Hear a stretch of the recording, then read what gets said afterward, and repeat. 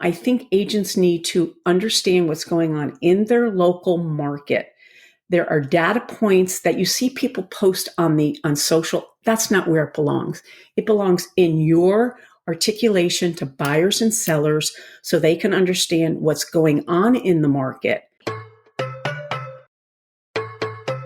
You're listening to the Real Estate Sessions, and I'm your host, Bill Risser. With nearly 25 years in the real estate business, I love to interview industry leaders, up-and-comers, and really anyone with a story to tell. It's the stories that led my guests to a career in the real estate world that drives me into my 9th year and nearly 400 episodes of the podcast. And now, I hope you enjoy the next journey. Hi, everybody. Welcome to episode 345 of the Real Estate Sessions podcast. You know what I'm going to say. As always, thank you so much for tuning in, and thank you so much for telling a friend. Today, it's somebody I've known about since the beginning of the podcast, yet failed to have her on until now. Definitely my mistake, my bad. I'm talking about Amy Chorew. Amy is currently with Curated Learning, but Amy has a broad history in the real estate space going back to the late 80s. And I'm very excited to talk to her about what she's doing today, some of the great things she's done in the past. And let's get this thing started. Amy, welcome to the podcast. Thank you for having me, Bill. So excited. Yeah, I am so glad to have you on. We run into each other at conferences and events and different things, but I've never really had a sit-down conversation with you. And so I'm really excited about this. So just find out a little more about you. Maybe some of your friends and some of the people who've worked with you over the years are going to think this is old hat, but there's a lot of us that need to know more. So we'll get this started with my favorite first question. I tend to use this a lot. And I know you live in the greater Hartford area and you've been there for a long time. Are you a native? And I'm going to screw this up and I'm going to give it my best shot. Is it Connecticutian? Is it Connecticutian? Is it Connectian? What's a native of Connecticut? It's actually nutmegger. They call them nutmeggers. They're hard on the outside, hard to crack, but once you do, they're mush. That's what they call Connecticut people. Nutmeggers. I love it. I play golf with a nutmegger every Sunday, Anthony Malafronte. I don't know if you know Anthony, but I do. So you have to tell him now that he's a nutmegger. Yeah, he's New Haven, so that's cool. Good. So are you a native? No. Nutmegger? No, okay. I am from New York. My parents are from West 187th. It was the Heights, what you now know the Heights. We lived right near the cloisters. Yeah. My grandpa had buildings. He had a building right there, Fort Tryon Park. And then I grew up in Rye, New York. I met my husband, a Jersey boy, in college, and he was hired to run, he's a builder. And we moved up here so he could start his building career. Awesome. Okay. Yeah, a long time ago. Yeah. So you've been there a long time. Obviously, you still like Connecticut a lot. Give me your favorite thing about Connecticut. And then I know it's tough because you've been there a long time, but there's got to be a worst. Everybody has that thing, right? So what's your best and your worst? There is a worst, actually. So what I love about Connecticut, it's gorgeous, beautiful, and I have access to everything. I can be skiing in 2.5 hours. I can be at the beach in 45. I can be in Manhattan in under 2 hours. And of course, Boston too. So I love that I can, that's my playground. So I love that about Connecticut. The worst, it's actually when I first got here, being a New Yorker, we have a story for everything. And my husband used to kick me under the table. He goes, shut up. He goes, they don't care. So it was learning how to be that stoic Connecticutian, whatever you called it. Yeah. But now I do have an amazing network of friends here. That's very interesting because that New York kind of thing. I'm in St. Petersburg, Florida. We do have a few of the New England people on this side. Generally, we're more Midwest in St. Pete, and everybody else is in Fort Lauderdale. But I absolutely know what you're talking about. So I have to ask you this as well, then, because you came up from New York, your husband came up from Jersey. I think you've answered this question, but Hartford's roughly halfway between Boston and New York, so it's got to be Yankees or Red Sox, Giants or Patriots. I'm just going to guess you're sticking with New York. Yes, sir. And yes, sir. Yeah. So that whole stretch where the Patriots were just unbeatable, unbelievable, except in 2 Super Bowls by the Giants, had to be rough at times and also kind of fun. Well, I was actually thinking during the Super Bowl, I was thinking about Tom Brady. It's like we needed a Tom Brady at the last minute for the Eagles, and we didn't get it. So the Jersey side of your husband being so close to Philly, he probably had a little bit of a love for to help see them when he had no tie to Kansas City. No one really did if you're up in the No, and my Northeast. son's in Philly, by the way. He lives in Fishtown. Yeah, Good. so So we go to Philly quite a bit. it's gonna be a long off season for the Eagles. Yeah, it is. That was their game. Good. So let's go back. Young Amy, you just get out of high school, college is staring at you. Is real estate anywhere on your radar? Are you even thinking about it? Nary a thought. I Okay. went to school in Rhode Island, and my degree was art therapy, and I took courses at RISD, which is I didn't go to RISD, Rhode Island School of Design, but I loved art. So I took courses there, and I went to my college in art therapy. But since I married my husband while I was in college, much to my family's chagrin, because they thought I was going to marry a doctor, lawyer, Indian chief, as many people from New York do. Sure. Ended up marrying a builder. So when we moved to Connecticut, I hated real estate. And as he was interviewing the real estate companies to manage the subdivisions, because the contractor, that was one of the things, the developer wanted my husband to find a good real estate company. And one of the companies was a Century 21. I was nasty, Bill. I was mean because I thought they were worse than scum of the earth. And I told him what I thought. And he goes, I challenge you. He goes, you would be great in real estate. I'm going to pay for you to get your real estate license. I'm like, I'm on. I'm like, what the heck did I just agree to? So I have never used my degree once. I have been in real estate my whole career, 1987 on. So that was the thing. That was it's always an interesting story as to how someone gets into real estate. Yours is awesome. Who was your first broker? Where'd you hang that license when you first got your license? Still really good friends. It's Century 21. It's All Points Realty. They're the biggest Century 21 in Connecticut. Okay. My husband still has his license with them. I am with Better Homes and Gardens for right now because I used to be working for them at corporate. Sure. But yeah, Century 21. So you've always been you've always been part of the, we'll call it Realogy. Now it's anywhere. Yep. Yeah, you've always been a part of that family. That's cool. I like that. Yeah, that's great. You've really created a career out of education, training people, really helping, consulting, all these things.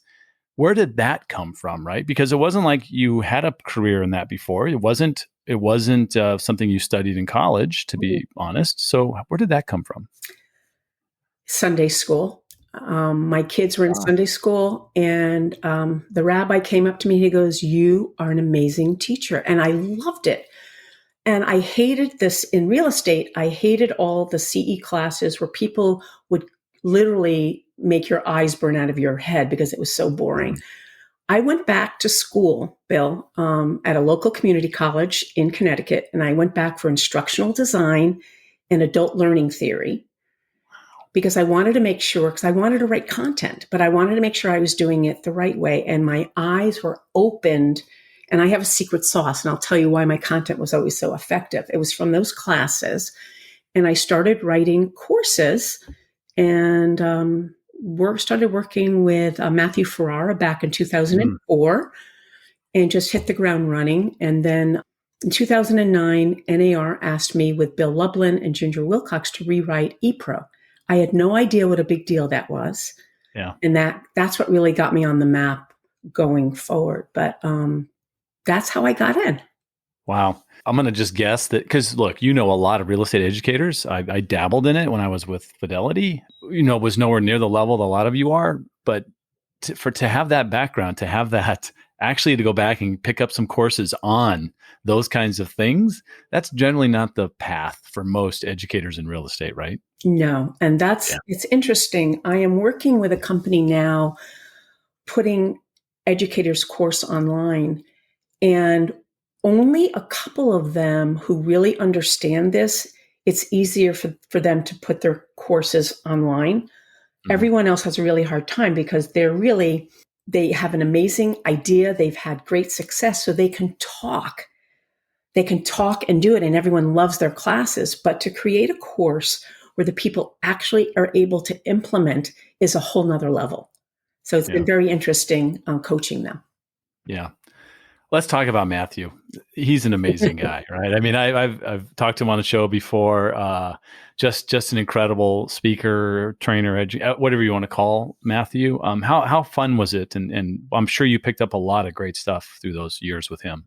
We still talk almost weekly. I actually spoke to him yesterday. Whenever I'm working with a new client, we just touch base on what we're doing and we just brainstorm with each other on better ways to support our clients. I've known him forever, and he comes from a really humble background. And he really, because he was so brilliant, got some great opportunities, but he had that single working mom. I'm going to just tell him one of my favorite stories is he went to a prep school. He got in because he was so super smart, and he was the local kid with his mom's old clunker. But he was popular because he had this car that probably had no muffler. Brilliant, and one of the nicest guys. I mean, we've been friends since 2000. Yeah, that's great. I didn't know that about you. That was one thing in my the research I do. I was wow, I didn't know Amy and Matthew were connected at some point in time. That's really cool. Yeah, you are not afraid of technology. Embrace technology, and I'm going to guess, because you talked about the ePro with Ginger and Bill, which is fantastic. That's great. That I'm going to guess you were an early adopter of lots of things, including social. Were you right there just trying to figure out how this was going to work in the real estate space? Absolutely. I remember being laughed off stage. I think it was Triple Play. Matthew was there actually in the back of the room, and people thought I was crazy. 2004. And basically said, I hope you enjoyed the donuts and coffee then today. And I literally had to walk off stage. And now, what were you talking about that made that happen? Social media, how you're going to have to bring that into your business. Yeah. Because LinkedIn around at that time, and even a goofy little MySpace was floating around, but still people were using stuff. Yeah. People were using stuff. So pretty early adopter. Yeah, that's great. Let's talk about when you are working with a customer, maybe it's a client, it could be consulting with a brokerage. What's the most common mistake that you see agents or brokers make when they're trying to figure out what they're going to do with their technology? I mean, or when they're using their technology, is there something that's maybe a common thread? I'm going to approach it from the broker side and the agent side. Okay. From a broker side, I find that working with the agents where they are in their career, and I quartile agents into 4 groups. That top echelon, that top 10, 15% who are going to use their own software anyway, how do you support them? Then that next group, which is I call your solid citizens, how are you supporting them? Then you're up and coming, and then the people are struggling. I think you have to look at each person where they are in their career and find out which pieces of software they need to grow. So from a broker, that's where I go from. From an agent, I think we all have shiny object syndrome. I think right now with the business plan, here's the interesting thing, Bill. I have had a business plan from the first year I was in real estate. Wow. And I can't, maybe it was my background, but I see people not knowing what their goals are. And part of your goals are, what systems and tools are you going to use to get to your financial goal? Right. And that automatically helps, I find, agents figure out where they're going to be. So is it your CRM, your marketing platform? So I approach it from there. But again, you don't need a lot of tools. And I see people get really off into craziness, like the whole thing now with the AI. Yeah. It's brilliant. It's fun. And I've seen products already putting it into their products, like a Trust Scout and I believe Wise Agent, which are CRMs, have already put the AI in there. Yep. So I think it's better to, it's fun to play, but whatever you're using, I always say, don't invent, implement. What do you have? Just max it out and then go on to the next thing. Yeah, trying to create a whole strategy with like Chat GPT to like create your some marketing content for you, why do that? It's going to be other places. Just let's let maybe the experts pull that stuff into their systems. Yeah, that makes sense. I mean, are you good at articulating who you are, what's your value prop, and does your sphere know what you do? So as soon as someone talks about real estate, are they on the phone with you? Like number one, right? Yeah. Yeah. Yeah. I don't see AI helping with that piece. Not yet. That's unless they can pick up the phone and imitate you and do a perfect impersonation of your voice, it's not going to work. Your phone just heard you say that. It's going to happen. Go ahead. It's true. Oh no, I forgot. It's sitting right here. Okay. I mentioned earlier, your time, Century 21, Better Homes and Gardens, working for real in that Realogy space, because you were working for them in development and helping with platform and things. Talk about, the value that comes from, having to work at that level. I mean, you're talking about hundreds of thousands of agents in that company. What was that like? I had no idea what I was getting into. Sherry Chris asked me to come on board. And once I did, I realized I had no idea what it was like to work in that environment.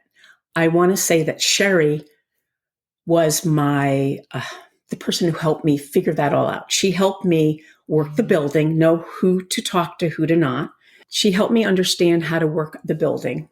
The things that I learned there, I think, was how to be a leader, emotional intelligence, how to actually act with certain levels of people, whether they're above you or below you. So learning how to communicate up and what they need to hear, and learning how to communicate down. Yep. One thing that separated me, which I was surprised to learn, but I did later on, is that having that entrepreneur mindset that I had, I pushed like many people would not push in that building. And I actually had an HR person attached to me the first couple of years because they had to talk to me.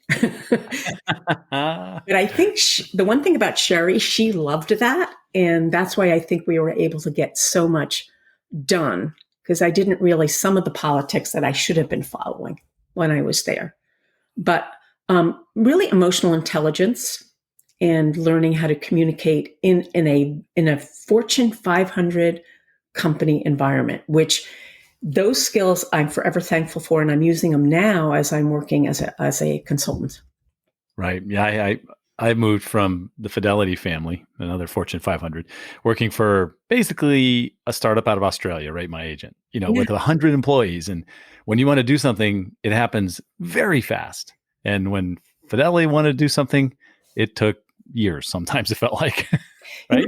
What's interesting though, with the prop tech companies, that many of them coming out of startup are finally getting funding now. Mm-hmm. There is a niche that helping those companies quickly get to being a company operating like a real company, not the bootstrapping. That is a need that many of those companies need, and they know they need it, but they're still like juggling so many plates in the air. Yeah, they are. Absolutely. And it's been, for me, I wish I was younger when I made the change, but it's still been a blast. I mean, it's coming up on 2.5 years and super exciting. I love it. Well, let's talk about what you're doing now. Let's talk about curated learning. Okay. Tell me what that is, where that idea came from, what people need to know about it. Curated learning came out of wanting to go back to be an entrepreneur. Mm-hmm. I had given the time at Anywhere, and I was very thankful for that. But in my gut, I'm an entrepreneur, and I saw a couple of holes. One was onboarding is not done well at brokerage level. So I've been working, we've worked with about 5 companies, and we're putting together a platform where there's tools for very small companies all the way up to enterprise. Mm. I think agents need a better experience when coming onto a company, understanding that it's seamless, frictionless, and having a great experience so they'll automatically buy into the company, and then actually knowing everything that the company offers. So we've created some great tools for compliance and the culture of the company. And it ranges from a PDF with clickable links to jot forms, all the way to a learning management system with everything, with videos and all of that. So that's been fun. In the interim, I'm also putting some of my courses that I've loved and written over the years online. They're almost ready, so they'll be on demand. Written a value prop class, a class on crypto and tokenization, and writing a new agent training. Those are the three that are out there. And that's really what Curated Learning is doing. But what's kind of crazy is when I left, I got asked by prop tech companies to help bring their product to market. And right now I have 2 companies. I've worked with about 5 companies. I have 2 contracts right now. And what I do is I analyze how they reach the customer, how they onboard them, and then how they continue engagement. And for some reason, I have a knack, and I work with operations, I work with learning, I work with marketing, and I work with sales with those teams. So that I did get that from my experience at Realogy, because I was that VP of platform. So I helped launch most of the tech out. Being an agent helps because many of these tech companies don't understand the mindset of a realtor. Right. You're absolutely right. Yeah, that's we might reach out and give you a call. Yeah. I mean, onboarding a client, onboarding a realtor, that specific mindset of onboarding a realtor is very, it's not just a really easy, hey, here's how you do it, and away you go. You've got to understand the relationship between what is that tech doing? Where's that, as you mentioned before, where's that agent in their career or their place inside your quartiles? I mean, what are you doing there? That's impressive. I probably will talk to you after the show. What right now, right? What has your attention right now? And then what do you think agents should be thinking about as we move forward? Because I think that things are always changing in our world. I mean, we know there are the big cycles, and we've come into a cycle that I have a feeling that it wasn't as traumatic as we thought it was going to be. It's still a downturn, but I don't think we're going to see this giant recession and all kinds of things. Hopefully, what's your take on all of that? Bill, I am a data geek. I run about 74 data points from my MLS just for fun, because that's fun for me, which is weird.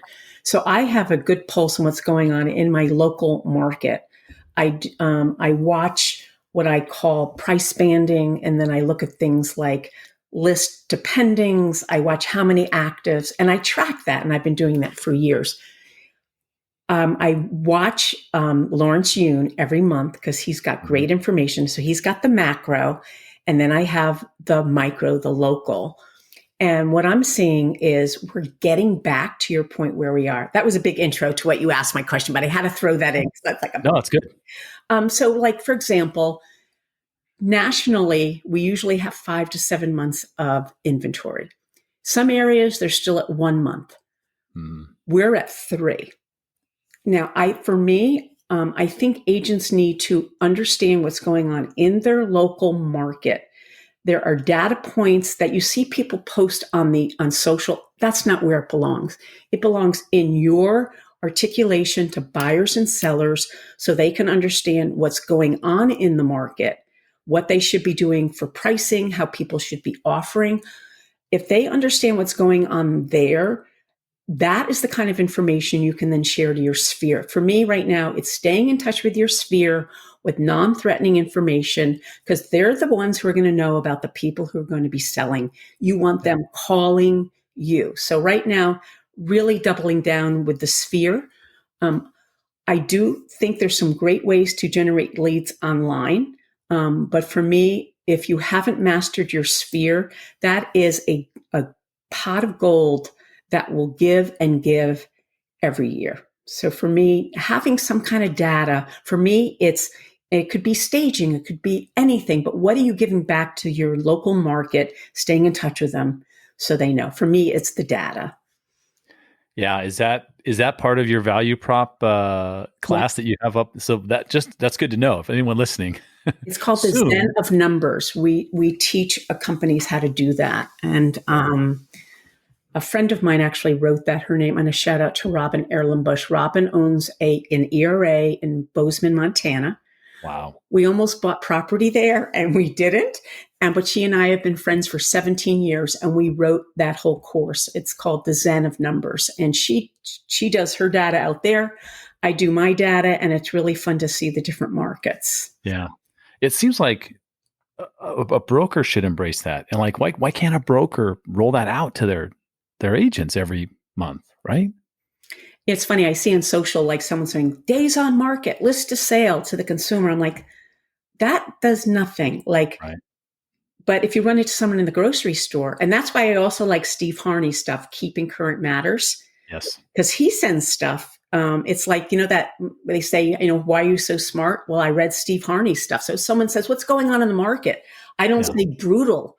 I'll say something that I heard Lawrence say on a thing, something on Steve Harney's stead, or my own data. I'll go, it's interesting. Normally we have 5 months of inventory. We were at 1.4 6 months ago, but we're back at 3. And the person goes, wow. Well, then they'll say, what do you think about me putting my home on the market? I go, you know what? And then I get an appointment, but it's giving something back like that. Yeah. Yeah. We're not asking someone to memorize a whole bunch of data. No. Just know a couple of bullet points that you can bring out and explain. And for a consumer, they're going to have no idea that's the way things are. They just don't. It's tough to get it. It's tough to get the local stuff even from the local media, right? Yeah, it's very hard. And remember, it's 3 months old. What I'll do is I'll give you a list so you can put it on for your podcast of the data points people should be looking at.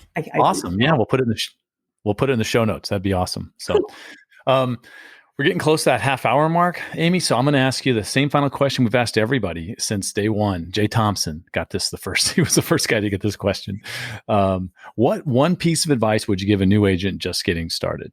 We might have touched on it, but what would you tell them to focus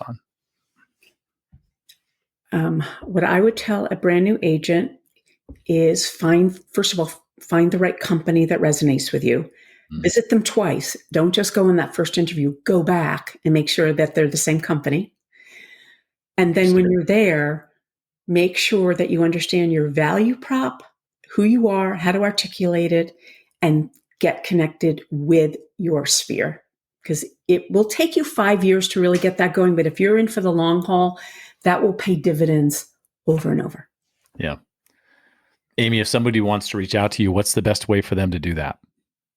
I am at Amy Chorew on all social, and my email is amy@amychorew.com. Very simple. Good. Amy, this was so much fun. Thank you for your time. I'm sorry this took so long, and I'll be looking for you at a conference somewhere near us soon. Yes, we definitely need a conference fist bump or hug if we're doing that by then. Sounds good. I appreciate it. Thank you so much for your time. Thanks for having me. Thank you for listening to the Real Estate Sessions. Please head over to ratethispodcast.com/RE sessions to leave a review or a rating, and subscribe to the Real Estate Sessions podcast at your favorite podcast listening app.